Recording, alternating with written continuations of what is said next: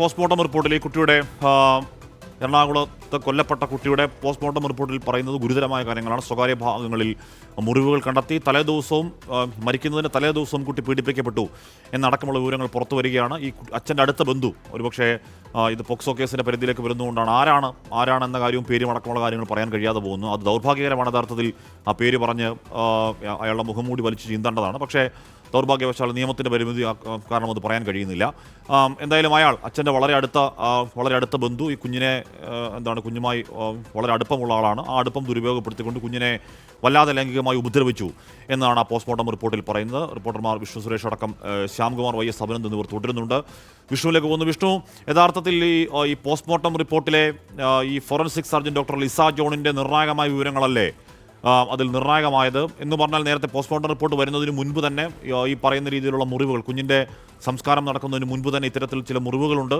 ആ മുറിവുകൾ വിരൽ ചൂണ്ടുന്നത് ഇന്ന കാര്യങ്ങളിലേക്കാണ് എന്ന് പോലീസിനെ കൃത്യമായി ഈ ഡോക്ടർ ഇൻറ്റിമേറ്റ് ചെയ്തു എന്നല്ലേ മനസ്സിലാക്കേണ്ടത് വിഷ്ണു?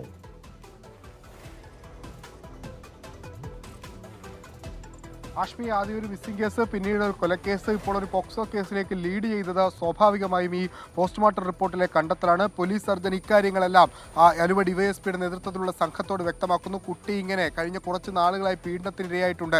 അതുമായി ബന്ധപ്പെട്ടുള്ള വിവരങ്ങളാണ് പ്രാഥമിക പോസ്റ്റ്മോർട്ടം റിപ്പോർട്ടിൽ പറയാനുള്ളതെന്നാണ് അവർ പറഞ്ഞത്. തുടർന്നാണ് ഈ കുട്ടിയുടെ അമ്മയുടെ മൊഴി പോലീസ് വീണ്ടും രേഖപ്പെടുത്തുന്നത്. അതായത് ഈ പോസ്റ്റ്മോർട്ടം റിപ്പോർട്ടിന്റെ അടിസ്ഥാനത്തിൽ അമ്മയുടെ മൊഴി രേഖപ്പെടുത്തി. അമ്മയോട് ചോദിച്ചത് ഈ കുട്ടി ഏറ്റവും അടുത്ത് ആരെല്ലാമായാണ് വീട്ടിൽ ഇടപഴകിയതെന്ന്. അങ്ങനെ അവർ മൊഴി നൽകിയതാണ്. അച്ഛൻ്റെ ഏറ്റവും അടുത്ത 2 ബന്ധുക്കളുമായി ബന്ധപ്പെട്ടാണ് കുട്ടിക്ക് ഏറ്റവും സ്നേഹമുള്ളത് എന്ന വിവരം പോലീസിന് നൽകിയത് അമ്മയാണ്. ഈ മൊഴിയുടെ അടിസ്ഥാനത്തിലാണ് 2 പേരെ ഇന്നലെ വളരെ കൃത്യമായി സ്പോട്ട് ചെയ്ത് ആലുവ ഡിവൈഎസ്പിയുടെ നേതൃത്വത്തിലും അതോടൊപ്പം പുത്തൻകുരിശ് ഡിവൈഎസ്പിയുടെ നേതൃത്വത്തിലുമുള്ള സംഘം ചോദ്യം ചെയ്തത്. ഇതിൽ 2 പേരെ ചോദ്യം ചെയ്ത ഘട്ടത്തിൽ ആദ്യ ഘട്ടത്തിൽ തന്നെ ഒരാളെ ഒഴിവാക്കിയിരുന്നു. പിന്നീട് ചോദ്യം ചെയ്തതിൽ ഒരാളിലേക്ക് മാത്രം, അതായത് ഇപ്പോഴുള്ള പ്രതിയിലേക്ക് മാത്രം ചുരുങ്ങി. 6 മണിക്കൂർ നീണ്ട ചോദ്യം ചെയ്യലിനൊടുവിലാണ് പ്രതി ഇത്തരത്തിൽ കുറ്റസമ്മതം നടത്തിയത്. 2.5 വയസ്സ് മുതൽ താൻ ഈ കുട്ടിയെ പീഡിപ്പിച്ചിരുന്നു.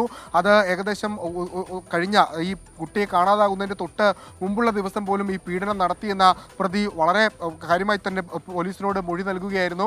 ആ മൊഴിയുടെ അടിസ്ഥാനത്തിലാണ് പ്രതിയുടെ അറസ്റ്റ് ഇപ്പോൾ രേഖപ്പെടുത്തിയിരിക്കുന്നത്. 2.5 വയസ്സ് എന്ന് പറയുമ്പോൾ ഈ ഗുഡ് ടച്ചും ബാഡ് ടച്ചും ഒക്കെ പഠിപ്പിച്ചു തുടങ്ങുന്നത് തന്നെ 6-ാം വയസ്സ് മുതലാണ്. അതിനെല്ലാം മുൻപ് തൻ്റെ സ്നേഹവും അതോടൊപ്പം തന്നെ വിശ്വാസവും ഒക്കെ മുതലെടുത്തുകൊണ്ടാണ് ഈ പ്രതി ഇത്തരത്തിൽ ഈ കുട്ടിയെ പീഡിപ്പിച്ചതെന്നുള്ളതാണ് ദൗർഭാഗ്യകരമായ കാര്യം.